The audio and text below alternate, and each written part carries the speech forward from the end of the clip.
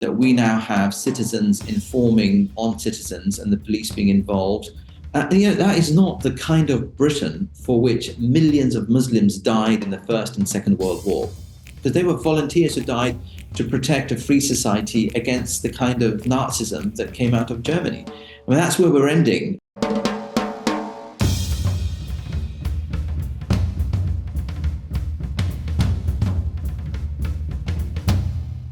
Hello and welcome to The View from 22 from The Spectator. Islamophobia is a word which keeps coming up in politics again and again. In Scotland, all parties agreed to adopt this definition of it. The idea is that a bad thing, perhaps it should be outlawed. In the Westminster Parliament, that came close as well, but it's popped up again in Labour's manifesto, and also it popped up in a conversation that Sadiq Khan, the London mayor, had with Keir Starmer, the leader of the Labour Party, in a video. Here's a clip of that video. One of the things that is coming up over and over again is Islamophobia. And, well, you can see the stats, you can see the numbers rising, particularly since October the 7th. Although we shouldn't fall into the trap of thinking that before October the 7th, this was all heading in the right direction. It's been far too high for far too long. Clearly, we need to just say over and over again, Islamophobia is intolerable. It can never, ever be justified. And we have to continue with a zero tolerance approach. And I think there's more we can do in government. There's certainly stuff online which I think needs tackling much more robustly than it is at the moment. What I'm hoping, Keir, is your experience as a prosecutor means you'll be thinking about the strategy we can use to make sure we take action against those who break the law. Now, given that the idea has been mentioned in the Labour manifesto, we could, before too long, have a Labour Party with a very big majority that does decide to make Islamophobia illegal in the way that so many of the advocates suggest. But what could that really mean? Not just for non-Muslims, but also for Muslims. In this week's magazine, Ed Husain, who's written The History of Global Islam amongst other books, argues that quite often the phrase Islamophobia can be deployed against moderate Muslims who wish to scrutinise extremists. He joins me now. Ed, thanks very much for this. Isn't this a rather unusual argument for a Muslim to make? You might think that that Muslims should be looking for and welcoming whatever protection the law might be able to give them.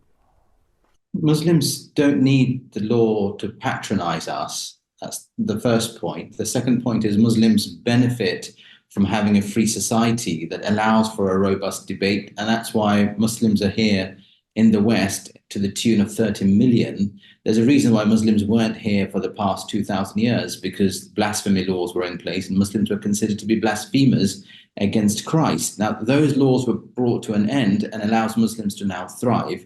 And therefore, Muslims are Muslims in the West, because we don't have blasphemy laws, to bring about what's called an Islamophobia. Law means that it's blasphemy through the back door. And I think, for me, Fraser, the most important thing is who is using this word.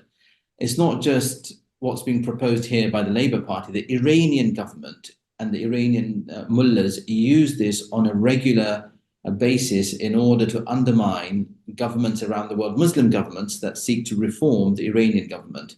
Similarly, it's the Muslim Brotherhood out of Egypt and other countries, including in Britain, that uses this language. So when I hear the Labour leader talking about bringing in legislation to use the so-called ban on expressions of Islamophobia, I fear that what that means is Muslim governments and Muslims around the world being silenced by pro-Iran, pro-Muslim Brotherhood ideologies and organizations to silence any criticism of them who like to masquerade as quote-unquote normal Muslims. They're not. Ed, can you say a bit more about Iran then? I mean, you're saying that this Shiite theocracy is what, accusing other Sunni states of being anti-Islamic because they're criticizing the way that Iran is run? In essence, yes, because the Iranian mullahs, especially Khamenei, uses the language of Islamophobia to attack the West, in particular Britain and America, and its allies. And because we have to remember the Shia are a minority, no more than about 10% of the global 2 billion Muslims, they can't confront Sunni majority countries directly. So they attack the West for being Islamophobic and then its allies across the Muslim world. So what we should be worried about in Britain is the Labour leader using the same language as the Muslim Brotherhood, which for all intents and purposes is our Nazi party. It was formed at the same time as the German Nazis. It has the same kind of purifying the Muslims as it was with the Nazis purifying the German race. Same kind of mindset, same kind of anti-Jewish, anti-Israeli, anti-liberal, anti-women impulses in the Muslim Brotherhood. So why is a progressive Labour leader using the same language as the Muslim Brotherhood and the Iranian government? And any, I think, sensible Brit, and especially Muslims, should rightly be worried about the Trojan horse of Islamophobia being used to silence Muslims and others across the world. But yeah, it's not just the Muslim Brotherhood advocating this adaptation of Islamophobia. We see various civil society Muslim groups, the Muslim Council of Britain. We see other political parties in Britain without any Islamic connections at all, saying that Islamophobia ought to be against the law. I assume the same way that homophobia is against the law. So can't we just see here, not really a sort of jihadist Trojan horse, but simply people wanting to step up protection for Muslims at a time where we do see quite a lot of a rising number of anti-Muslim attacks? I understand that, and I have full sympathy with Muslims being under attack. I'm a Muslim. You know, my daughters wear hijab. I mean, that's not the problem here. The problem is that there is already legislation in place to protect Muslims from being attacked as Muslims.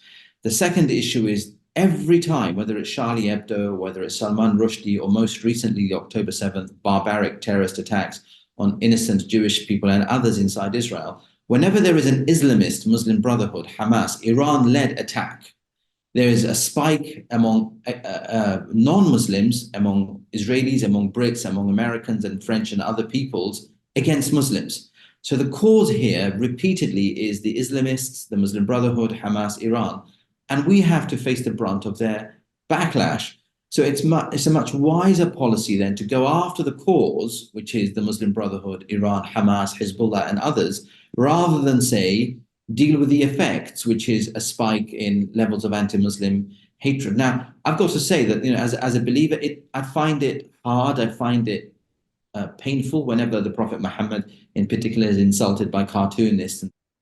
To say that we've now got to legislate against it means that we're shutting down the ability to criticize, construct, counter-construct, deconstruct, and therefore think freely. And if we don't think freely, we lose our abilities to be citizens and speak openly against the various threats that target us as citizens of the West and as Muslims. But Ed, you can construct, deconstruct, criticize, critique, all sorts of things without being anti-Islamic, surely? No, but people can be anti-Islamic. It's fine. You know, for 1400 years, Muslims faced anti-Islamic voices. St. Thomas Aquinas was famously anti-Islamic voice. Maimonides, the great rabbi that lived in the heart of Islamic communities in Egypt and Andalusia, was famously anti-Islamic in his letters to Yemen. We can tolerate and accept and robustly defend that. Let a free blooming of ideas, criticism, and counter-criticism prevail. Let the strongest idea win, or at least counter-argue, rather than say, I feel so weak that my faith identity is so fragile that any criticism of that requires killing or legislation. I mean, that's no way to maintain the free bridge on which Muslims arrived here in the West. If we destroy that bridge today, there will be a backlash, and that backlash is already beginning to emerge across Europe with the rise of the far right, whether it's Le Pen in France, the ADL, or is it the AFD rather, in Germany, and in Britain, Tommy Robinson and others are on the rise. So I think that's where you end up when you say, where we've arrived, the lands in which have welcomed Muslims openly, we're going to now change those lands and say, the freedom of speech that allows for Muslims to arrive and thrive and have mosques in the tune of thousands, now we're going to shut down that freedom. Well, the backlash to that looks like, you know, people on the far right and the working classes and the football hooligans and others will mobilize against Muslims. And that's a very ugly scene, and we don't want to go there. So I just think intellectually and from a policy perspective, but also from a perspective of national security, it's a mad idea to start to legislate against expressions of criticism.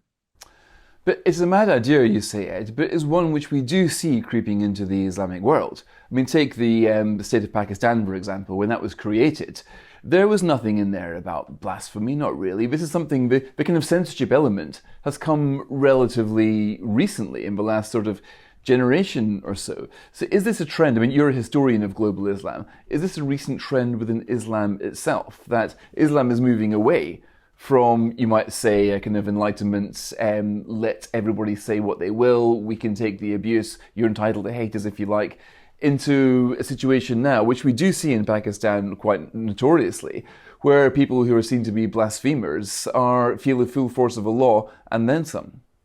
That's a great question, Fraser, and you've put your fingers on a very sensitive pulse across the Muslim world now. Yes, historically, especially since the Iranian Revolution in 1979, there was a surge of Islamist activity, and there was, the influence of Maududi, a Pakistani journalist, Quran commentator, that wanted blasphemy laws. So that trend is still there. You see Imran Khan talk about Islamophobia constantly. Another reason to be worried about Islamophobia when Imran Khan and his kind of more right-wing leaning political parties talk about it. And there's a big but, and that's why Islamophobia legislation, or legislation forbidding it, is a problem, is that we're now seeing inside Saudi Arabia itself, and I've put aside all the politics of the Gulf, but just look at what they're doing. The Muslim World League, that historically backed these organizations, has led delegations to Auschwitz, and the Muslim World League and the Saudis have banned the Muslim Brotherhood in Mecca for the first time since 1928, the Brotherhood's formation. Now that's huge. They've said you can't organize, you can't mobilize in Mecca. So they've now turned to London to organize and mobilize.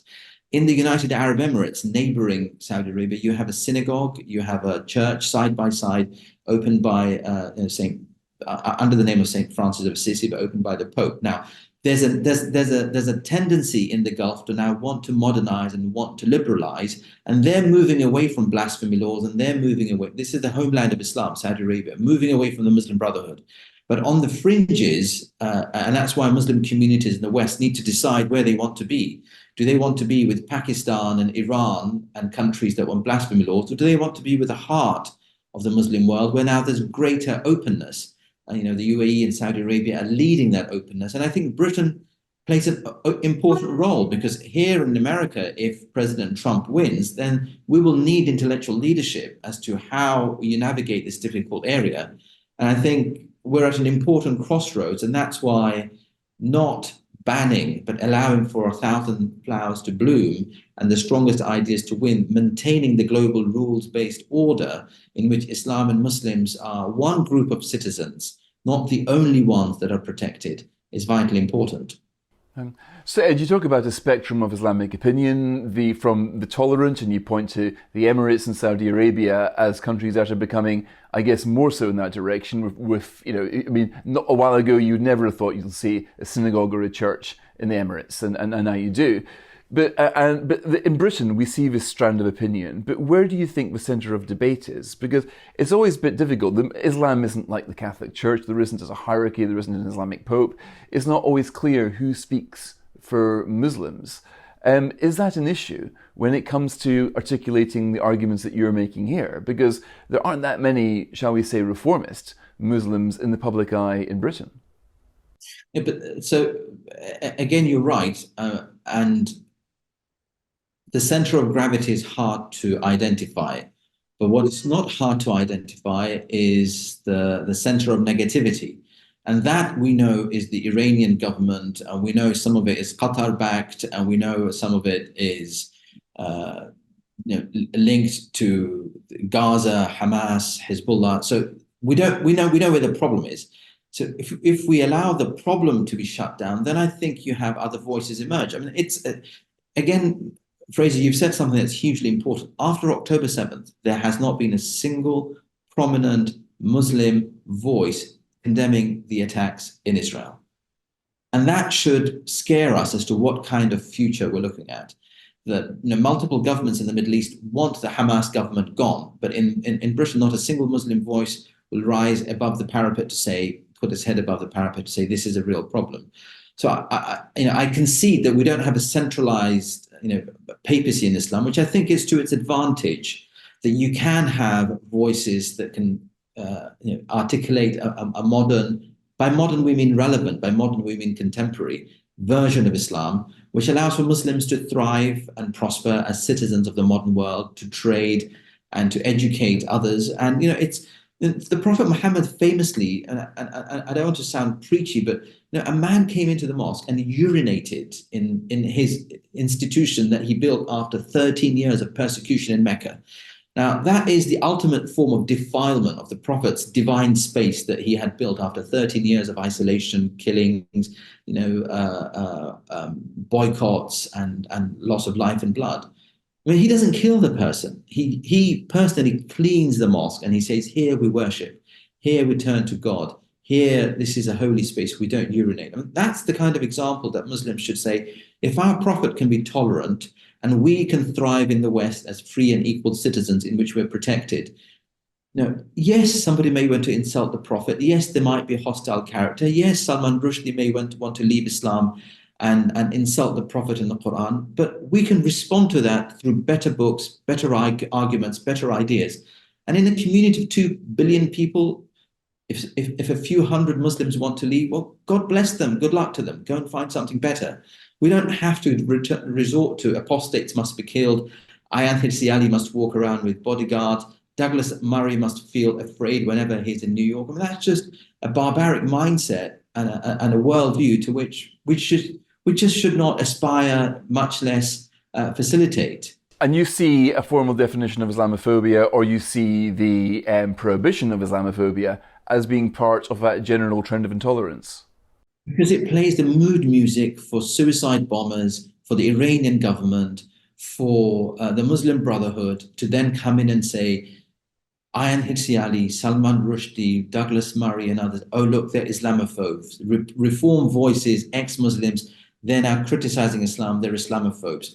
Now, I'm happy to take on any of those voices, and I think most of my Muslim friends in the Middle East are happy to take them on. But there's a problem in Britain where Muslims don't want to take on the argument. They want to resort to killing, fighting, and attacking the homes of those people who are in any way critical of the Muslim Brotherhood, of Hamas and of Iran. And I'm sorry, we can't live like that. It's just no way to live, that we have to constantly worry about lawsuits and attempts to shut down. Britain and the Western world are free countries. We should protect that freedom. And where necessary, we should, we're not saying that people who are on the Islamist far right fringe don't have a voice. We're happy to debate them, discuss with them, and shut down their arguments based on scripture, based on philosophy, based on theology. But you can't do that if the other side says, no, we're going to kill you. We're going to come after your family. We're going to, or censor you, or accuse you of a crime, or send the police after you. I mean, the actual specific proposal in the Labour manifesto is that police should register all accusations of Islamophobia and anti-Semitism. Do you see a problem with that? I mean, Scotland's got its own relatively recent hate crime rules, where incidents of hate crime reported, whether they're vexatious or not, needs to be recorded by police. Do you see a problem with the system where the police in England are told to register anybody who accuses anybody else of Islamophobia? There's a twofold problem in that, Fraser. One is, in the name of community policing, we have lots of people in Muslim majority areas that come from a Muslim majority background that cannot distinguish between someone who's reform-minded, or someone who's an ex-Muslim, or someone who's, say, in the Douglas Murray mindset that wants to criticize Islam and Muslims. They will all be reported, and they'll all be prosecuted, and they will all feel fearful. The second problem is that it reminds me too much of Solzhenitsyn's work in criticizing the Soviet Union, that we now have citizens informing on citizens and the police being involved to literally police debate and discussion. And that is not, that is not the kind of Britain for which millions of Muslims died in the First and Second World War. And never mind the millions of others who died, because they were volunteers who died to protect a free society against the kind of Nazism that came out of Germany. I mean, that's where we're ending. And I think it's a horrendous, short-sighted piece of legislation that's been proposed, or a manifesto, a pledge, or a manifesto commitment that Sir Keir Starmer should seriously rethink. Of course, Ed, Britain is a pretty secular country now. If you look at the census, it shows most people don't really have any religious views, and you can see that reflected in the sort of politicians we're going to have. Keir Starmer is avowedly atheist. That's quite unusual for a British Prime Minister. So do you think the problem here is that they intend to help Muslims? They intend to help people protect them from discrimination, which is, of course, a completely acceptable, a completely progressive idea here. But that the way it's being sold to them, this particular vehicle of Islamophobia, has got them, without quite realising it, ending up implementing something intolerant rather than protecting tolerance. A huge part of the problem is that lots of people today in Britain and wider Europe, Northern Europe, don't understand Christianity, therefore much less understand Islam or Judaism or other faiths. That is part of the problem. And the impulse to want to help is a good impulse, but it gets it gets to be a problem because people like Keir Starmer won't invest in the reading or the thinking necessary, so they outsource that to others. And there you have other politicians and activists who have close ties to extremists and the darker forces of Iran and Hamas and the Muslim Brotherhood outfits, telling them this is what you should do. And I have great fondness for Sir Tony Blair, who was a former Prime Minister, and who made the same mistake with knighting supporters of the Muslim Brotherhood, knighting people who thought Salman Rushdie should die or killing him was too easy. He did that because there were people in the Labour Party, one on the far left and two on the Islamist wing, saying, if you do this, you'll be popular among Muslims and there's a chance of getting more votes. So Keir Starmer is trying to hold together a Labour court. So he will kind of tick that box. But there's real danger in that, for the very reasons that we've just articulated, in that he empowers more totalitarian, authoritarian voices within Muslim communal discourse, and he ends up strengthening the very people that will ultimately, and I hate saying this, but it's true, ultimately lead towards a way in places such as Bradford, Leicester, Keighley, Dewsbury, and indeed large parts of East London, where people think, if we live as Muslims in areas where there are non-Muslim majorities, there is increased Islamophobia, against which there's already legislation in 10 years, 15 years down the road. We now have Muslim majority areas policed by Muslim majority police forces. We now have Muslim parliamentarians, Muslim mayors. And much like the argument that happened in the 1940s between Pakistan and India, we want partition.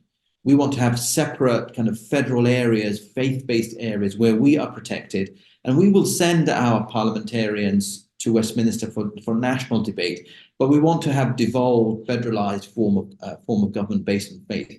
And the more you keep going down the Islamophobia and pandering to a Muslim communal identity, rather than we're all British first and foremost, faith is between God and individual relations with God, and the nation state is a civic space which has secular government, we end up empowering the wrong side of the debate. And soon it will be Iran and the Muslim Brotherhood encouraging that. So that's why I think it's important that Keir Starmer understands the kind of separatist seeds that he's sowing that can lead to real problems for Britain and the West in 15, 20 years down the road. And Ed, my last question, there isn't much of a debate on this very important topic in this country. I mean, you don't hear debates about religious topics in general, not in the BBC, not simply because of the fact of declining shape of religion. Who is there to make the case for the more liberal, tolerant Islam that you're talking here? You're saying you can see it moving in the Abraham Accords in Morocco, in the Emirates. You can see it happening in other parts of the world. And of course, the funny thing about the Muslim world is that all of the debate seems to come from the Middle East, when that's a relatively small proportion of the Muslim population. But in Britain, you really have got a very small number of people leading this debate, and you don't seem to have many other challenging voices. Is that because the other voices just simply aren't there? I mean, maybe it's the case that your argument is hardly shared amongst the Muslim community of Britain. I don't know, because it's notoriously hard to do opinion polls of Muslim opinion in Britain, but I'm wondering what your feeling is. Do you think that that the Muslim opinion in Britain, we've got 1 in 10 children in Britain now lives in a Muslim household. To say it's a subsection of our society isn't quite right. It's absolutely part of the British country, of who we are as a nation. But are you thinking that's going round a slightly less tolerant road than the road that you're pointing to in the Emirates and elsewhere? Yes. I feel completely at home when I'm in Mecca, in Saudi Arabia, in the United Arab Emirates. Why don't I feel when I'm in Morocco? Why don't I feel at home in a mosque in not all mosques, but some mosques in Britain? Why? Because the imams have been trained at institutions that were devised for the 1850s in India, i.e. Deoband. If they've been to the 1980s and 1970s Saudi Arabia, they've come back with a Wahhabi mindset, which is no longer relevant in Saudi Arabia itself. So in some ways, British Muslims are caught either in the 70s or in the 1850s. That's how bad the training is, and therefore the mosques are out of sync. And then you've identified the fact that secular politicians don't want to turn to that for fear of accusation of Islamophobia and racism. And then you have the issue that the vast majority of British Muslims who are moderate, normal, peaceful, by definition are busy thinking about the holidays and the mortgages and getting on with their lives. But I think that there is the emergence of voices. I mean, the Imam at the Armed Forces, for example, is someone, Imam Asim Hafiz, who's intelligent, thoughtful, patriotic, and he comes from communities of Muslims across the country that are thoughtful and patriotic. But I think the political class of, Sajid Javid comes to mind, is a great example. Saqib Bhatti comes to mind, is a great example. A gentleman recently made a huge donation to Nigel Farage's party. I may not agree with him, but it's a sign of patriotism. And I think there are some examples there that are emerging. But on the religious front, I think people are just too afraid to combat the Muslim Council of Britain, because the Muslim Council of Britain, I'm afraid to say, at the risk of them getting very angry with me again, is part of the problem. They are more pro-Palestine than they are pro-NHS. They are much more given to removing leaders of Muslim countries than they are to engaging with the political process. They've expressed support previously for Hamas and Muslim Brotherhood organizations, and they've, to this day, refused to condemn Hamas as a terrorist organization that was behind the October 7th attack. And that's where we are today. So when you have an organization such as the Muslim Council of Britain policing British Muslims, supporting Islamophobia banning laws and close to the Labour Party in order to get those things done, don't be surprised, Fraser, if Muslims don't want to come out and say, you know what, I don't agree with the current consensus of leadership inside these communities, and I want to see a different kind of Islam, which is much more close to the current attempts to liberalize and modernize Muslim communities coming out of the UAE, Saudi Arabia, Morocco, and elsewhere.